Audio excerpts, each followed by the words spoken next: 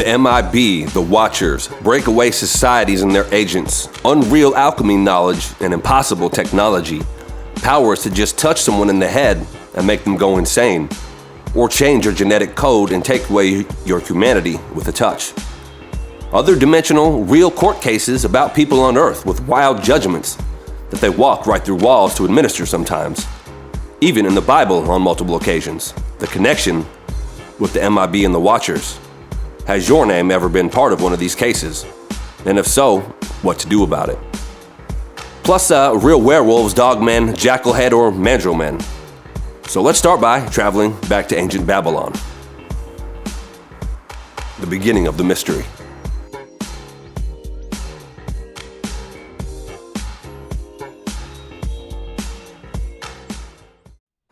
Imagine the MIB having a secret court case about you in another dimension and deciding that you need to be turned into a werewolf to learn your lesson.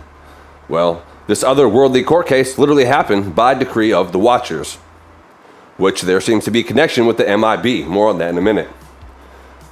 Touched in the head and went insane. That's exactly what happened. They came down, touched him in the head and went insane. I'll tell you more about the story later, but imagine the technology or powers to overwrite the DNA code of somebody instantly just with a touch. And it's not the only time one of these decisions or actions have been documented in the Holy Scriptures, in the Bible. The Watchers, another time with the handwriting on the wall. Literally, they saw a hand in ancient Babylon, I believe, another time, where a hand literally came through the wall to declare their judgment, writing on it. The Watchers, making judgments and decrees about what will happen on earth. And obviously they're called the Watchers because they watch. They see everything. Also, MIBs walk through the wall, just like that hand that literally came through the wall in the book of Daniel that everybody saw. Molecular, frequency-based tech or powers.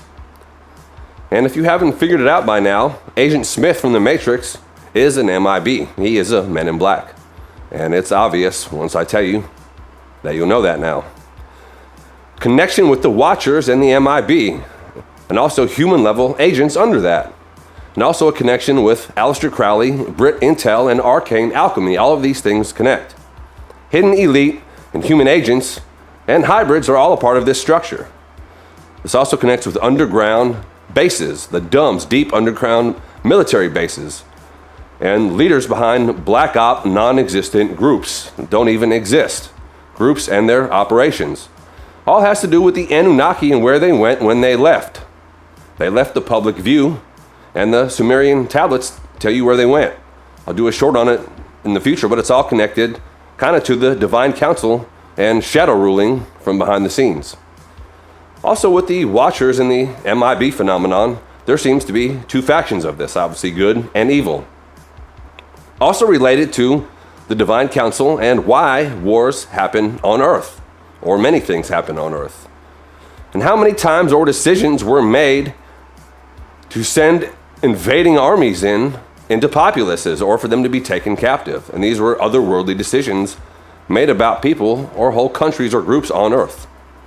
Also heavenly wagers, where the Job conversation and test is a great example of this.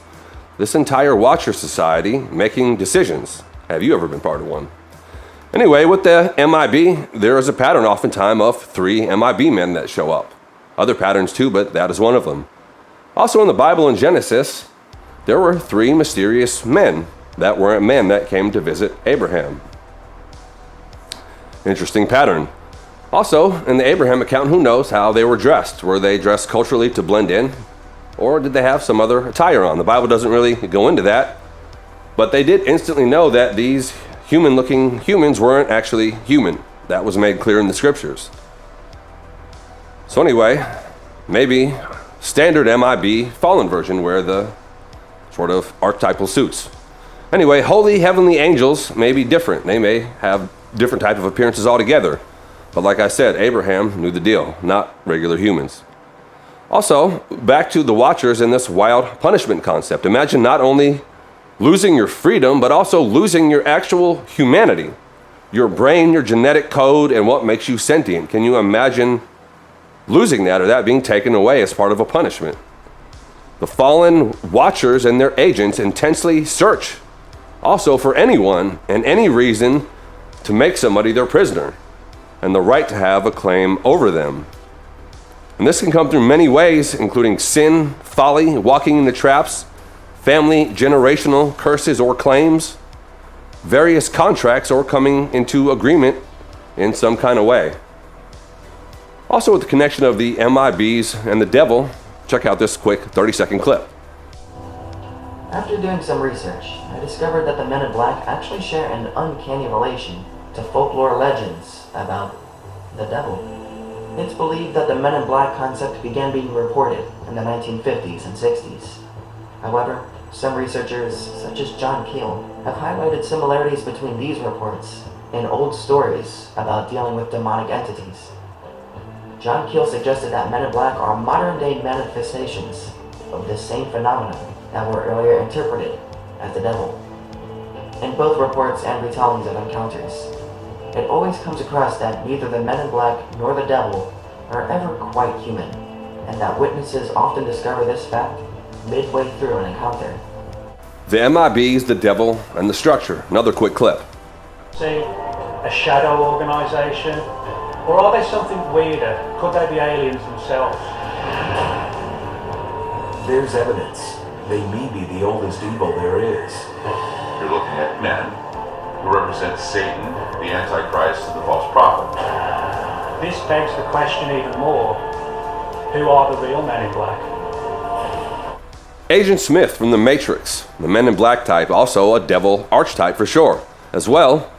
But also when I mentioned contracts earlier and demonic strategies to gain access and rule over people, there's a widespread theme now coming in movies to the public awareness. One of them is The Mill, about fine print from documents signed, where this guy was taken into some torturous AI time simulation in his mind where he was in there for months, even though it was only like an hour during his lunch break in real time. But this intraneural time technology inside of the brain, extending time, and also, again, being due to fine print and contracts being signed.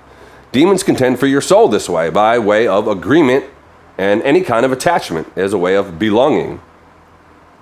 Another movie coming out, Chris Pratt convincing ChatGPT that he didn't convince a crime.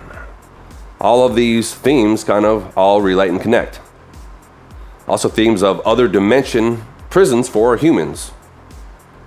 Anyway, losing your humanity as a watcher decision judgment. This happened to King Nebuchadnezzar. The scriptures reference lycanthropy, which is the word werewolf, basically. This is where the origin of it comes from. Also, in certain translations, most of them talks about eagle feathers.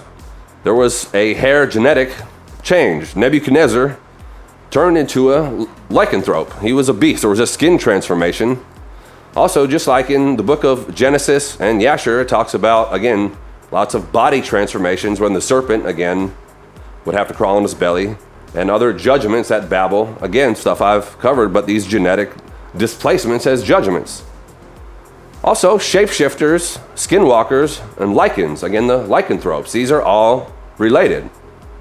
Again, werewolf is the most common term for this.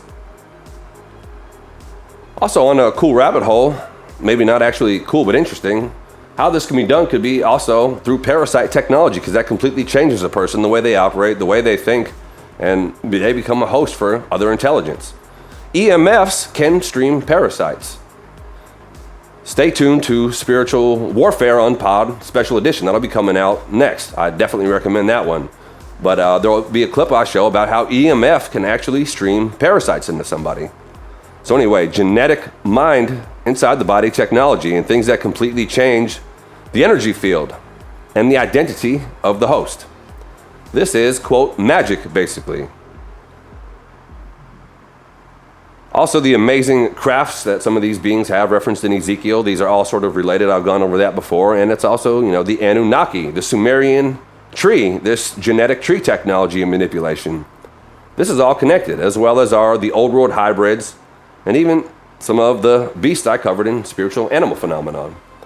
But anyway, also with the parasites or other things that maybe over time, doctors, whoever, things that seem physical or mental, that they don't know the actual cause, because spiritual things are very hard to study. It's hard to reproduce or get to the source of that.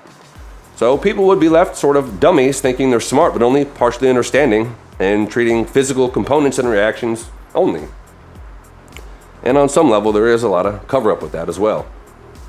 Spiritual things being hard to study, can't be proved, and it's a great place to hide for demons, other entities, or spiritual technology. Alien implants would kind of fall in this realm. Could be right along the lines with living parasite technology. And also have to do with why this country conveniently did away with seasonal parasite cleansing and serves as literal Anunnaki-style genetically altered GMO custom parasite feeder slop that feeds the parasites and makes them stronger while doing away with seasonal cleansing and suppressing the information online if anyone tries to talk about it. But it's definitely not a conspiracy for sure. Anyway, immediate censoring on any kind of old knowledge or natural God-given solution to this kind of stuff, it seems like. On the topic of DNA altering, you may have heard me reference this word before, therianthropy. It's again basically just a fancy word for shapeshifting, but this is a word you probably won't ever hear, but was a word that people used to know. Again, that being a shapeshifter, related to lycanthropy, genetic altering from the fallen. Now, Nebuchadnezzar was turned into a beast for a short period of time. He isn't one of the kind that could just switch back and forth, but we'll get more into that. Interesting, though, how the first king of Babylon, the very first Nimrod, if you trace it back, he augmented himself in some kind of way with this genetic altering from the Watchers. There was a transformation. Also, if you look into the legends, it involves some sort of hairy skin garments, hairy beast garments, a mystical garment that was, some legends, some sort of a mystical jaguar. So you get the first king of Babylon, an augmentation, a transformation involving a beast skin. And then the main king of Babylon, Nebuchadnezzar, also, he had the same exact change where he was turned into a werewolf. Again, an augmentation, physical change into a beast. And then the final king of Babylon, Mystery Babylon, start to the end, the final one is called the beast. And even symbolically, him and his kingdom referenced in the scriptures as various therions, beasts. This is all the Therion king of Babylon pattern. Anyway, the fallen are always obsessed literally with these genetic experiments and hiding the evidence in the modern world. The whole old world is filled with all this stuff. Hybrids, cryptids, innumerable accounts of Bigfoot, blemmies, moon people, tons of beings, and either forms of Nephilim mixing or, again, races of changed beings at some point in time. And they obviously would all have to hide because man would just study, probe, torture, and unexist them for sure. Plus the ancestors of Cain, which some have also related to having some sort of skin-shifting power, all related to sharp teeth, whether you're talking about vampiric, reptilian, or wolf. Skin-shifting and sharp teeth, and preying on victims. Again, this is all draconian, vampiric, therianthropy similarities. Also having to hide from the sun. Cities, Cain being city builder, and his lineage being a city builder. Being inside or having tall buildings constantly with permanent shade spots in the city to avoid the sun, even during the day. Or underground. Tons of underground reptilian legends and underground other things. We'll get more into that in the future. The underground world is completely fascinating. Also, speaking of reptilians, Marvel had a show called The Secret Invasion recently, and the entire plot is about shape-shifting reptilians that have invaded Earth, and already millions of them, including leaders, already amongst us. And, they have their whole little secret world and plots to terminate humanity, basically. And this is basically exactly like They Live. Maybe it's not a plot. Maybe it's not a movie plot. It's an actual plot. Anyway, legends of underground reptilians or inner earth creatures, monsters and cave legends. Funny how so many natives and earth humans talk about this, but the city slicker, know-it-all folks just dismiss it because they know everything. Also, a future ant people underground species of Anunnaki and world tunnel systems and DUMS exploration coming up with the underground exploration. So the con to be like Nimrod, to upgrade like Nimrod. This will be something coming back around through technology. It's probably already here. But anyway, some did it to themselves, and this whole bio-upgrade superhero idea are all these same themes. Mutants, gifted, enhanced, superheroes, future and transhumanism, bio-enhanced grift from Back to the Future, and super soldiers. This will all be things that, again, they're all tied into the same thing, whether through technology, spiritual powers, again, they're kind of all the same at a certain point. Shape-shifting ability. All various cultures around the world have these accounts. Totems, shamans, Asian fox spirits, Navajo skinwalkers, the jinn, and again, vampires and reptilians all shapeshift. And again, the werewolf phenomenon, which there's tons of real accounts about, which I'll get to a few of them in a minute. There is also clinical lycanthropy and a term called zoanthropy, where it's believed to be a mental disorder. People believe that they're animals or they can shapeshift or turn into animals. Now, there may be an actual mental disorder with this, but can you imagine if there are some people that could actually do this and they just spend their life in institutions being Kanye handled and just drugged down and made to think that they're insane for thinking this? Sort of like the X-Men mind control type of tip. Gaslit handling program for all this stuff. The asylum mind control. Also mentioning the moon and moon madness. Werewolves and full moons, and that's when transformation occurs, as well as so many other full moon, occult, witchcraft, and other type of tie-ins like this. But moon madness was a main reason for people to be in the asylum. Even the word loony, like the loony bin, comes from the word lunar. Again, lunar being the moon. The lunar cycle is the moon cycle. So the loony bin, or even Looney Tunes, the root word of that is the moon. And the full moon, again, tying into werewolf legends.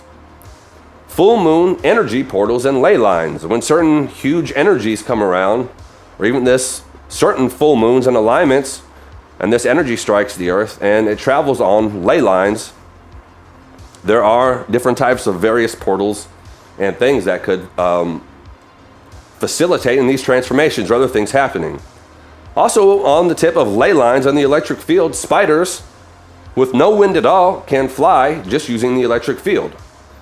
This whole invisible network of energy and electric field on Earth. Interesting. Flying spider, better than a flying wolf, I guess, because of course the wolf would fly. Vampires and the like with mystical capes or cloaks that have powers. Doctor Strange is sort of an exaggerated version of this, but if you look into actual real occult studies in world history, that theme is very much real about capes or cloaks that do have some sort of powers or attachments. The term metamorphs, and again the at will, that can change back and forth at will, or the permanent change, where they just had some sort of permanent change of some kind. Nebuchadnezzar changed temporarily for 7 years. Some beings, again, were changed permanently. I will again show this sheep's head fish picture. Look at the teeth. You're telling me that those aren't human teeth. Probably think it might not even be real, but it is. Magic items and staffs that could permanently turn people into animals or plants. I covered that as well. And the folk tale, the lore of the Prince and the Frog, and other similar things all tying into this. But again, skin shifting, genetic transformations. Cynocephaly is another term. This means dog-headed or even jackal-headed like beings. Cynocephaly. This is again all over the old world. They had real accounts of these types of beings. Some of these, Egypt, Libya, Greece, India, China, Middle East, and more, all have some sort of talking dog-headed or jackal-headed beings. And again, I said talking. Distinguished from lycanthropy, wolves and dogs that can talk. This is an actual, as opposed to just beasts that are weird and different but can't talk. Romans and Greeks also mentioned a species of ape with this name. Legends of talking baboons, mandrill men. Look at the huge teeth on this mandrill and tell me it doesn't sort of look like a werewolf. Mandrill men. So again, Greeks called cynocephaly these mandrill men type of beings, talking baboons. Also, the mandrill has the same bite force as a lion, and they have hands. And they travel in packs of up to 1,300 documented before. Just wait till the Jumanji-like Book of Revelation judgment comes. Anyway, dog-headed. Saint Christopher was one of these saints. You may have heard me mention him a few times before, but this is a real account. Saint Christopher. He said they speak no language but bark like dogs, and in this manner make themselves understood by each other. Their teeth are larger than those of dogs, their nails like those of these animals, but longer and rounder. They inhabit the mountains as far as the river Indus. So this is in India. They are reported to live primarily in India and northern Africa, but were seen in many places in between. So he's saying, not only have I seen them, but anybody I've talked to that's seen them has seen them all over the place. So they weren't in just one specific area. He said their complexion is swarthy. They are extremely just, like the rest of the Indians with whom they associate. So it's said that these cynocephalists actually bartered and traded with the people from India that were close by the mountains. So they would go into town, or the Indians would come there and they would barter and trade. And he said they were extremely just. They were good natured.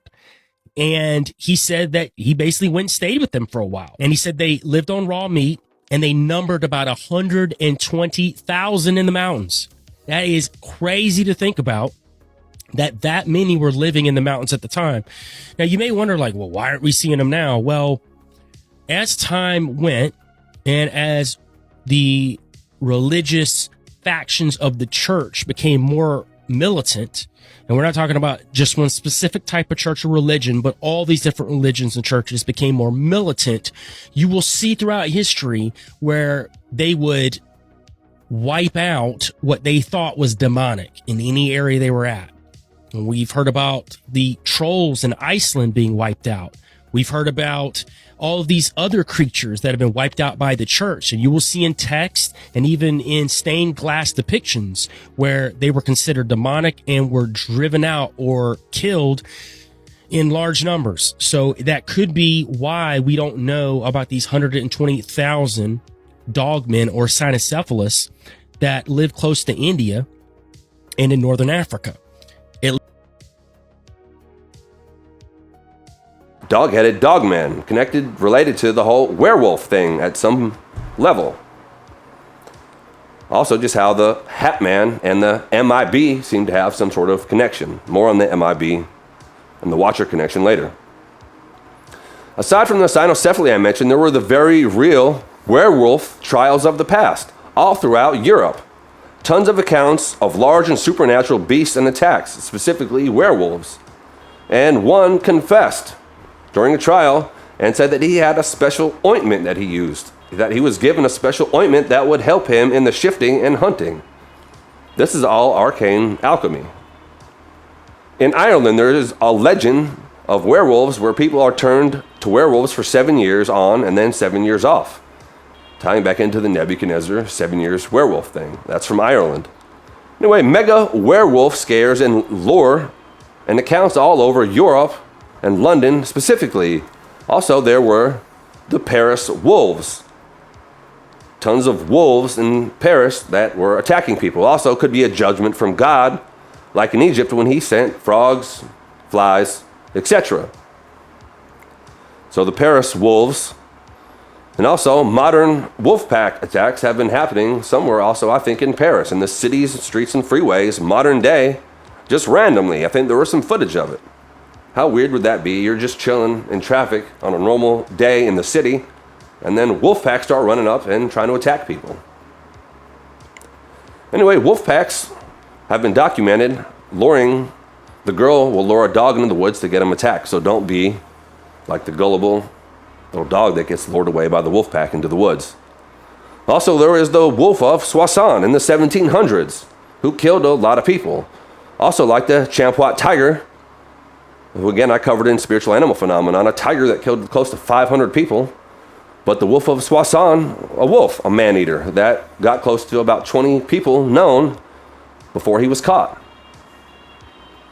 Also, I did a short on that tiger, which got banned from TikTok. Anyway, aside from the werewolf trials, there is also the very real Skinwalker Ranch account. And if you check out the origin of that story, it's all based on this huge shape-shifting werewolf. This demonic wolf that had powers that was even like shot at close range or other types of things. And again, not a natural wolf, not even a natural human. This whole different type of a thing, a spiritual being. One of other folklore like Red Riding Hood and the werewolf shapeshifter tie into this? There's no way that this little Red Riding Hood girl thought that this wolf was actually her grandma at any point in time, even though it is a story. Anyway, also in mythology, Zeus turned Lycaon into a wolf. Zeus turning somebody, a ruler, into a wolf. And again, notice that name, Lycaon. Etymology and names. That name means wolf. Anyway, the mythology of that, King Lycaon, which means wolf, is the origin, one of the origin of werewolves back in the day, and he was also the king of Arcadia. Digital Satan, shape-shifting angel of light werewolf, was the king of Arcadia, this whole entire digital realm, but that was a thing from Greek mythology. Also in the etymology, there is a connection with wolf and light. Lyca, and again, Lucifer, light bearer. There is a connection in etymology with light and with wolf. Again, Satan being an angel of light and being the big bad wolf, basically. The wolf and the sheep metaphor all throughout the scriptures. That name Lucifer I've covered before is the same name as Loki. Loki also associated with shape-shifting. Also, there is mystical legends of the wise, shining white wolf all over the world in different cultures from back in the day. But the people that can actually do this, who some might call werewolves, again, they call themselves lycanthropes, not werewolves. That is their supposed preferred term. Anyway, there is a connection to wolfmen, devils, UFOs, and spiritual things and tech that's magic. Check out this 2-minute and change clip that connects all of these things. Some interesting stuff. I feel like we're in a time where these things are going to start showing their faces. People have been experiencing things that they can't explain. Yes. Anything from, cryptozoology to the dog man, the Bigfoot, these creatures that theoretically shouldn't exist, abductions, the mind-bending trip that goes on with the abduction stuff. Because recently, twice with a woman, her name's Fringe from X, but I think somebody else brought something up recently too. This idea that during the abduction, these entities, now she's going through these abductions, and her story is basically, she's a retired police officer. In 2020, she found herself sitting at home because she wasn't allowed to do anything in Idaho, I think, for a 2-week period. Right. So she started journaling her dreams that she thought were dreams. Yeah. And turns out through the journaling, revealing things, she realized these aren't dreams, these are actually happening to me. Her husband has shared experiences, but one of the things she talks about is this idea that these entities, and I say entities very strategically, sure, because she went from a Calvinistic background to atheistic, because when she started having these revelations, she's like, oh my gosh, and she went to atheism and then into New Age.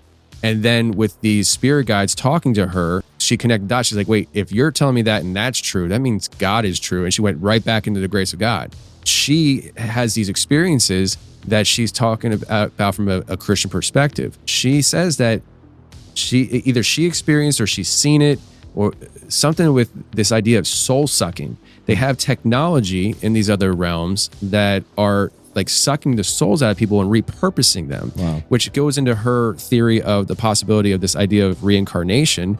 And when you hear that, you're like, that's wild. I've told her, I was like, that I don't even know how to perceive that, right? Until a few weeks ago, I had a guy in here, his name's Seth. He's from Virginia, and we were talking about ancient historical dogmen. And for thousands of years, there's been documentation of explorers and stuff coming across people that have dog heads. He has the Latin documents that he's been going through. Yeah. It's wild, right? And it's all covered up stuff, right? Yeah. Somehow we got on this topic, and he recently just got hired by his church just to answer Bible questions, because they have so many people asking Bible questions that they're like, hey, you're 25, you're single, you're not married, and you seem to really like this stuff. You want to? They're like, yeah. So he went from doing cybersecurity to working at his church answering Bible questions. So his job is to study. I love it. When I brought this up, he referred to, I think it's Ezekiel 18:13. I think God's talking to female witches. It talks about them making bands for the wrist, magical bands for the wrist, where they are hunting for the souls of his people. Anyway, I came across a rabbit hole that connected a lot of research, and I like stuff like that. It connected Pythagoras, shape-shifting shiny ones, Mount Arcadia, and the harmonics of the spheres, with string theory, lycanthropy, and mystical rites of initiation. And again, I sort of have buzzed over how some of these things connect.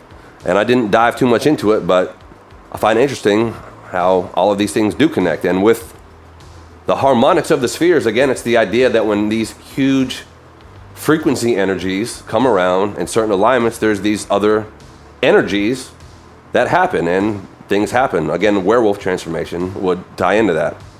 Fast forward to the ending where Yahweh, the OG alchemy master, will uncurse everything. And the wolf will lie with the lamb, even the Paris wolf. Circling back to King Nebuchadnezzar, the Lycan werewolf downfall of him was told beforehand in a dream. Dream technology, kind of like the movie Inception, but more. Also interesting about dreams and Nebuchadnezzar, again in the movie The Matrix. The ship was named the Nebuchadnezzar. Again, all because of Nebuchadnezzar's dream. Morpheus, the character from The Matrix, Morpheus is the god of dreams. The ship, Nebuchadnezzar, dreams. And in mythology, Morpheus, the god of dreams, is the son of Hypnos. Hypnos, as in hypnotism. Does that sound familiar? Matrix. Agent Smith, again, being an MIB. That's exactly what he is. And speaking of Agent Smith and the MIB, there is Will Smith. Agent Smith, again, an MIB. This ties in with who and what the Smiths are, even ancient blacksmiths. I'll do a whole wild exploration on this in the future, and it's not at all what you think. Agent Smith, quick rabbit hole about Will Smith pattern where he saves a cat. In at least 3 movies that I know about, he's saving a cat. Men in Black, iRobot, and Enemy of the State. Cats tying in with Leo, the Sphinx, and ancient Egypt, and the Sphinx again being the key to the zodiac. Also, in astrology, again, astrology-based casting is how Hollywood works. Smith would be a Libra, which begins on 9/23. There's that 9/23 again. This end-of-the-world pattern. He is often cast as an end-of-the-world hero, from aliens, from AI robots, etc. And this cool 9/23 nugget add-on, Libra. This sign, Libra, the scales of justice, this starts on 9/23. So I'm sure, again, this whole concept of the world being judged, end of the world, ties in, again, with this astrological alignment of Libra, the scales. And again, justice being administered in the end times, the Day of Atonement, the return of the Lord. And also why all the movies have that end of the world date, probably another layer of it. So again, MIB, Agent Smith, and cats, there is that weird pattern. And also, again, in the actual Matrix, with Agent Smith, the Matrix, there is the use of cats. How it causes the glitch, and how with Neo, the new handler, has a cat named Deja Vu, who he hates. The cat theme, again, tying in with that. And even weird enough, Will Smith was the original Neo from the Matrix, believe it or not. He was the original choice to be Neo. Funny and weird how it all ties in. But aside from that interesting pattern, when you look up stuff like MIB now, you just get comedy movie results. That does actually fictionalize real truth, though. MIB, the society handlers, handling and manipulating public perception and also operating on a very personal level all over the world. Straight mind control. Won't even let you remember. You won't even remember. How many people out there could have interacted with MIBs or watchers or watcher agents before and just not even know about it? Because you never quite know where the MIBs is at. MIB pop-up doors, flashes of light, electrical field anomalies, technology not working, feelings of dread, all associated with this. Feelings of dread, tying in the Bible, anytime angels show up, they say, do not fear, because people freak out. Impending doom, black suits fill the room. Some Will Smith, Men in Black lyrics song from the movie. Hypnotizer, Neuralizer, the flashing light, MIB optogenetic stick to reset memories. Vivid memories turn to fantasies. This is just like the Adjustment Bureau, a group of beings, kind of like angels, that watch and they adjust. They keep track of everything and everybody, and they reset memories when necessary. This could be a total reset, a partial reset, or a memory implant, false memories. They also, again, have special hats. Hatman and MIB tie-in. They have special hats that open special doors, these dimensional doors, MIB pop-up doors. The MIB and Marvel's Loki series. There are these MIB pop-up dimensional doors through this technology. This series, the Loki series, and Men in Black 3 both have time travelers going to a world fair to stop another time traveler. And then again in MIB 1, the World Fair theme is there again, where they have real spaceships hidden in plain sight. Good old World Fair and the MIB pattern. I'll be doing a future World Fair exploration that will be completely fascinating. I will have the World Fair exploration and a few Savage Truth exhibits. It'll be a cool little vibe. Looking forward to it. Anyway, spaceships, or the Morpheus ship, and even the black helicopter. Now, the black helicopter is another theme or phenomena that you'll see associated with the Men in Black or some of their agents. There could be a testimony where all of a sudden there was a dark cloud or a storm that came over somebody's house, and then out of a whirlwind, a black helicopter appeared. Circled only over one person's house, probably emitting some sort of frequency technology, then went up into this dark cloud and then disappeared, and then the sky turned normal again. And then weird things happened to people in the house later. Very real phenomena. Anyway, the Watchers, the eye logo, letting you know that they're watching you. But again, this is a ripoff of God. This is his symbol. This is why I show it. This is the Eye of Providence. His name is El Roy. He is the one that sees everything from beginning to end. And again, being the highest dimensionally on a geometry level, he's the only one that actually does see all of the angles. So he is the eye. But the Watchers, who can only operate off counterfeit, they can't actually create anything. They watch the eye logo. And that common link with their power and their structure and their secret societies, which also originate Mystery Babylon, again, Babylon, Nebuchadnezzar. These secret societies, Mystery Babylon, from beginning Babylon to end Mystery Babylon. This is the whole account of Lucifer's society on earth. So back to Nebuchadnezzar, Mystery Babylon, and all of Earth's history, including the future. And the dream with the statue that he had, with the gold head. Mystery Babylon. But it was broken. It was broken by a mountain cut without human hands. This is the kingdom of the Messiah, come to put an end to the kingdom of the beast. Nebuchadnezzar's downfall, much like Lucifer's, was because of pride and ungodliness. Pride, it doesn't necessarily sound that bad just when you say it, but what it actually is and how it leads to every root of sin. It's when you literally put yourself over everybody else or other people, and including God in his will. And again, lots of ugly things stem from pride, even if it seems like it's not that big of a deal. So pride was Nebuchadnezzar's main downfall. And again, imagine having your humanity taken away from you. That is wild. Literally. It says he was given a beast's heart. Let his heart be changed from man's and put a beast's heart in him. Alchemy technology. This is just an instant DNA code change or an overwrite. And his hair underwent the molecular change by decree of the Watchers. He had no understanding. He wasn't in his right mind. He was insane. He was eating grass off of the ground, living in the wild for 7 years.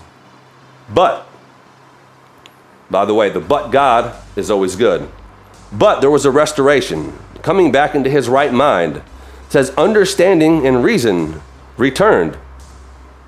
And then he blessed the Most High, and he was restored, increased, and then even blessed. That is a great, merciful ending. Nebuchadnezzar had a great ending, and he even had words in the scripture where he thanked God for all of this. He said, now I, Nebuchadnezzar, praise and extol and honor the King of heaven, all of whose works are truth and his ways are justice. And those who walk in pride he is able to put down. That was his response after being turned into a werewolf for 7 years, and then even having a good ending by the mercy and love of the Father. Again, who the Watchers duplicate some of these strategies and technology, but for evil uses, because they can't invent anything. But what a great ending that is, after he humbled himself. It also says, at the same time my reason returned unto me, and for the glory of my kingdom, my honor and brightness returned unto me. And my counselors and my lords sought unto me, and I was established in my kingdom. and excellent majesty was added unto me. Repentance and humility goes a long way. So does forgiving others. There's always time to repent and get rid of any kind of pride or anything that is either making you a werewolf or keeping you from the Lord. Happy ending in this story, and you can make yours one too. The final thought in all of this talked about the men in black. How about the man in white? And you already know where I'm going with this, but again, that is Yeshua. And everybody will see him. Coming back on a white horse, draped up in white. Now I saw heaven open, and behold, a white horse. And he who sat on him was called Faithful and True. And in righteousness he judges and makes war. His eyes were like a flame of fire, and on his head were many crowns. He had a name written that no one knew except himself. He was clothed with a robe dipped in blood, and his name is called the Word of God. And the armies in heaven, clothed in fine linen, white and clean, followed him on white horses. Now out of his mouth goes a sharp sword, that with it he should strike the nations. And he himself will rule with a rod of iron. He himself treads the winepress of the fierceness and wrath of Almighty God. And he has his robe, and on his thigh a name written, King of Kings and Lord of Lords. Nobody is going to be able to stop him. You don't want to be on the wrong side of that. Everyone will see him, the man in white. Peace out. Oh, and there's this. All right, I'm gonna need everybody to look right here. You didn't see a Savage Truth video. You've been chilling at the crib watching a movie. Never mind. Y'all are good. Is it worth it? Oh yeah, it's worth it. If you're strong enough. Savage. Truth. What up, We man? are the savages. We are the savages. The savage. The savage. We are the savages. The savages. The savages. We are the savages. The savage.